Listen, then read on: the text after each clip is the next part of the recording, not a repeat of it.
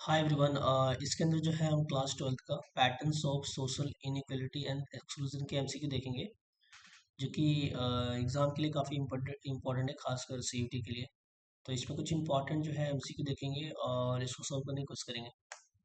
तो पहला है कि पहला क्वेश्चन है, when considering the wishes of the individual social exclusion is. तो जब कंसिडर करते हैं हम किसी के विशेष को, इंडिविजुअल हो गया, सोशल एक्सक्लूजन करते हैं, तो उसको क्या होता है ये।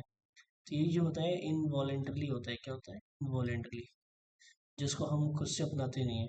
नेक्स्ट आता है, member of stereo type group share common identity. वो जो है एक कॉमन आइडेंटिटी को शेयर करते हैं, जो अगर स्टीरियोटाइप जो मेंबर होते हैं, तो जो कॉमन आइडेंटिटी होती है, रेस होती है इनकी, होमोजेनिटी, एथनिसिटी, ये सब जो है इनमें पाया जाएगा स्टीरियोटाइप मेंबर में।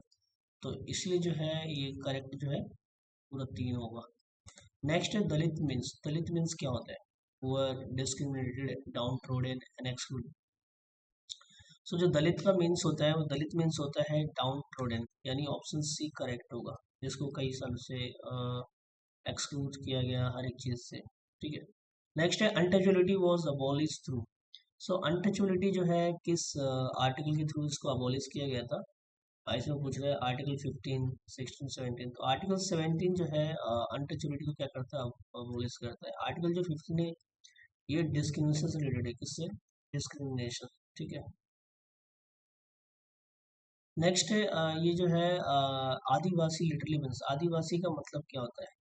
सो आदि मीन्स होता है ऐसे लोग जो अपने ओरिजिनल इनहेबिटेंट्स हैं।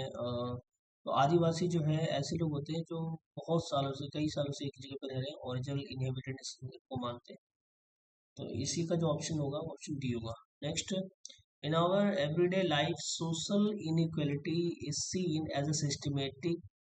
आपको पता है कि सोशल इनइक्वालिटी जो है हमारी हर दिनचर्या के अंदर जो है एक सिस्टमेटिक और स्ट्रक्चर्ड सिस्टम है, जहाँ पे हर एक जो कुछ लोगों को जो है सिस्टमेटिक तरीके से जो है एक्सक्लूड किया जाता है, उनके साथ इनइक्वालिटी की जाती है। तो ये एक तरीके क्या है? सिस्टमेटिक और स्ट्रक्चर्ड सिस्टम है। In economic and social cultural capital R component of. तो ये किस चीज़ का कॉम्पोनेंट है? Economic, social capital, social resource on by the poor in society. तो किसका रिसोर्स है? कॉम्पोनेंट है सोशल रिसोर्सेज का, जो कि poor by the on by the people in society, जो लोगों के द्वारा जो है ऑन किया जाता है। क्या किया जाता है? Economic, social, cultural capital. Next है ओबीसीज आर डिस्क्राइब। ओबीसीज को हम क्या बोलते हैं? तो ओबीसीज का देखो, याद रखना, सोशली और एजुकेशनली बैकवर्ड है। इकोनॉमिकली नहीं, सोशली इसमें जो है और एजुकेशनली बैकवर्ड है। ठीक है। तो ये जो है ओबीसी का जो है एक अगर आपको पूछे कोई भी डिस्क्राइब करना ओबीसी को, यू कैन डिस्क्राइब कि सोशली और जो एजुकेशनल बैकवर्ड होता है, ओबीसी कहते हैं। नेक्स्ट है Indian government monopoly over forest acquisition of land in the name of national development made the tribal suffer from. तो उन्होंने जो है इंडियन गवर्नमेंट ने क्या किया? मोनोपोली किया ओवर फॉरेस्ट और एक्विजिशन किया लैंड का in the name of development. तो वो सफर कर रही है इंटरनल कॉलोनियलिज्म। देखो, कॉलोनियलिज्म मतलब क्या है? किसी देश ने आपके ऊपर वो किया। जैसे अगर हम बात करें, ब्रिटिश ने जो है इंडिया पे जो है कब्जा किया, तो जो कॉलोनी बन गई किसकी? इंडिया, ब्रिटिश की। अब ये तो था एक्सटर्नल, चलो बाहर से आके किया लोगों ने। अब इंडिया के अंदर भी जो है अब आप जो है डेवलपमेंट के नाम पे जो है ट्राइबल लोगों को उनके वहां से हटा रहे हो, उनको जो है एक्सक्लूड कर रहे हो हर एक चीज से, उनके जगह को डिस्प्लेस कर रहे हो। तो कहीं ना कहीं एक तरीके का इनके लिए इंटरनल कॉलोनियलिज्म है। इंटरनल कॉलोनियलिज्म यानी एक तरीके का लोग घर के अंदर ही लोग जो है उनको बेघर करते हैं। तो ऑप्शन जो इसका इंटरनल कॉलोनियलिज्म होगा। नेक्स्ट, स्त्री पुरुष तुलना वॉज रिटन बाई। तो ये स्त्री पुरुष तुलना जो है किसके साथ रिटन किया गया था? ताराबाई शिंदे के द्वारा। तो ताराबाई शिंदे ने जो है स्त्री पुरुष तुलना लिखा था। नेक्स्ट है economic strain and isolation create more incident of disability among days section of society. तो इकोनॉमिक स्ट्रेन जो है और आइसोलेशन जो है किस incident of disability among the किसका? वीकर सेक्शन ऑफ सोसाइटी का जो है ज़्यादा क्रिएट करता है। नेक्स्ट है social stratification is system in which people are not ranked in a hierarchy. True है false है? तो ये false है, बल्कि हायरार्की दिया गया, आपको पता है सोशल स्ट्रेटिफिकेशन के अंदर ये इस लेवल पे है, दूसरा जो है इसकी कैटेगरी इसकी ये है, तो कहीं ना कहीं जो है हायरार्की दिया गया है। इसमें बोला है कि नॉट रैंक, जो कि फॉल्स है। और वैसे देखें तो रैंक किया गया है कि आप इस कैटेगरी में सबसे टॉप हो, फिर उसके बाद आपको अगर आप इस सोशल कैटेगरी से हो तो आप इस टॉप हो। इस तरीके से जो है रैंकिंग किया जाए, इसमें जो है नॉट फॉल्स होगा। Peaceful group like Dalit Panthers emerge to struggle for the right of the Dalit. देखो दलित जो है एक क्या कहते हैं, एक पैंथर्स जो थे ये दलित की समाज की लड़ाई की लड़ते थे, ठीक है, दलित समाज के लिए। तो struggle the right of Dalit, correct statement, इसको करेक्ट करना है तो रेडिकल ग्रुप इसको बोला गया है। रेडिकल ग्रुप है ना कि पीसफुल ग्रुप है, ये ऐसा ये जो है ये रिटर्न किया गया है। तो दलित पैंथर का मेन मकसद ही क्या था, स्ट्रगल, जो राइट से इनके दलितों की लड़ना, तो इनको रेडिकल ग्रुप बताएगा। नेक्स्ट है, नेक्स्ट जो है देखते हैं क्या है। नेक्स्ट है, नेक्स्ट बोला है कि caste as a discriminatory system classify people their occupation by their occupation. तो ये फॉल्स है और ट्रू है, तो ये फॉल्स है। तो caste as a discriminatory system classify people by their occupation, नहीं, ऑक्यूपेशन के फॉर्म में नहीं, नहीं इसको क्लासिफाई किया गया। बल्कि आपको पता है कि जो है जहाँ बर्थ होते हैं वहीं पे जो है इसकी कैटेगरी डिवाइड कर दी जाती है कि आप ये हो ये है। नेक्स्ट है, days decided an individual position caste. तो सही बात है कि आपकी जो है बर्थ डिसाइड करेगा कि आप जो है आपकी पोजीशन क्या है कास्ट हायरार्की के अंदर। अगर आप ब्राह्मण में पैदा होते हो तो आप जो है टॉप पोजीशन पाओगे, क्षत्रिय में पैदा होते हो तो इस तरीके से आपको उसका सेकंड नंबर आएगा। तो बर्थ जो है आपका डिसाइड कर देगा कि आप इंडिविजुअल की पोजीशन क्या है इन कास्ट हायरार्की के अंदर।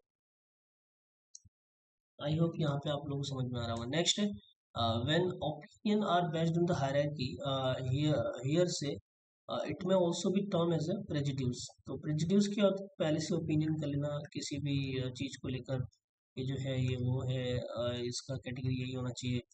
तो कहीं ना कहीं जो है हम पहले से ही सारी चीज़ डिसाइड कर लेते हैं, प्रेजुड्यूस कर लेते हैं, ठीक है। नेक्स्ट तो चलते हैं, declaration of fundamental right of citizen in India 1931। 1931 at Karachi session was committed to women equality। तो ये ट्रू है क्योंकि कराची सेशन में फंडामेंटल राइट पे डिस्कशन हुआ था। और ये कब हुआ था, कराची सेशन एग्जाम में आ सकता है। कराची सेशन देखो मेंशन कर रखा है इन 1931, ठीक है। डिक्लेयर, इसमें क्या डिक्लेयर किया गया था, फंडामेंटल राइट। आपको पता है भी टोटल जो है 6 फंडामेंटल राइट है। उससे पहले जो है टोटल कितने थे फंडामेंटल राइट, 7 थे, 7। तो 7 जो थे, राइट टू प्रॉपर्टी जो है उसमें से हटा दिया गया राइट टू प्रॉपर्टी, और अब इसको जो है राइट टू प्रॉपर्टी को क्या है, लीगल राइट कर दिया गया। कैसा राइट, लीगल राइट, यानी आपका फंडामेंटल राइट नहीं है बल्कि अब लीगल राइट है। और आर्टिकल जो है उसका कौन सा आर्टिकल है, 300 है, 300 है।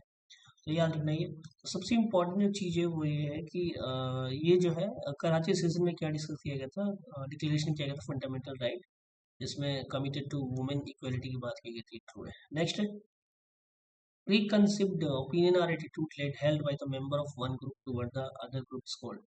तो जब भी कोई इंसान जो है पहले से डिसाइड कर लेता है ये मेंबर कि हाँ इसका, इसके बारे में पहले से एटीट्यूड उसका रखता है कि हाँ ये ऐसा है, ये इस कैटेगरी का, इस कैटेगरी का, कहीं ना कहीं जो है उसके खिलाफ जो है कहीं ना कहीं उसके लिए वो पहले से अपने अंदर जजमेंट पैदा कर लेता है, उसको बोलते हैं प्रेजुडियूस, ठीक है।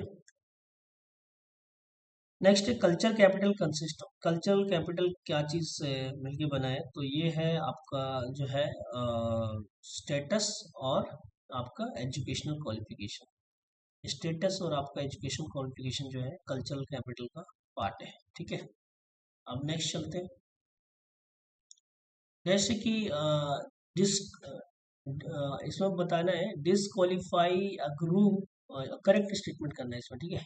Disqualify is a group from opportunity given to other is called inequality. तो इसमें करेक्ट स्टेटमेंट क्या आएगा, disqualify a group from opportunity given to other is called the discrimination, ठीक है। मतलब डिस्क्वालीफाई ग्रुप है from opportunity given to other is called the discrimination, तो वो डिस्क्रिमिनेशन हो जाएगा जब भी आप जो है अपॉर्चुनिटी देते हो किसी को, ठीक है। नेक्स्ट है असर्शन रीजनिंग का। असर्शन रीजनिंग का देखते हैं क्वेश्चन में क्या है इसमें। इसमें पूछा है कि historically the caste system classify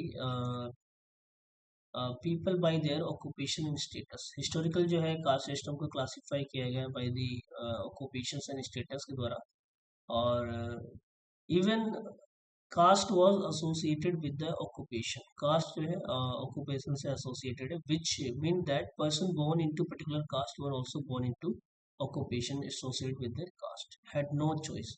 ये बात सच है कि जब कोई कास्ट किसी भी कैटेगरी में पैदा होता है तो वो साथ में पैदा तो होता है, लेकिन साथ में ऑक्यूपेशन के साथ, मतलब एक तरीके का उसको डिसाइड हो जाता है पहले से कि आपको ये करना है, तो आप जिस कैटेगरी में पैदा होते हो।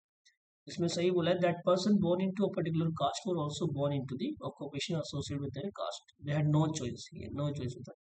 तो ये नहीं, ऑप्शन ए करेक्ट है, बोथ या true nor is the correct explanation of A. ठीक है। तो ये जो है इस चैप्टर के इम्पोर्टेंट कॉन्सेप्ट थे, यानी जो हमने समझा इसको। और आप जो है इसको अच्छे से एक बार रिवाइज कर लेंगे। तो चैप्टर था pattern of social inequality and exclusion from inequality और एक्सक्लूजन के बारे में हमने पढ़ा।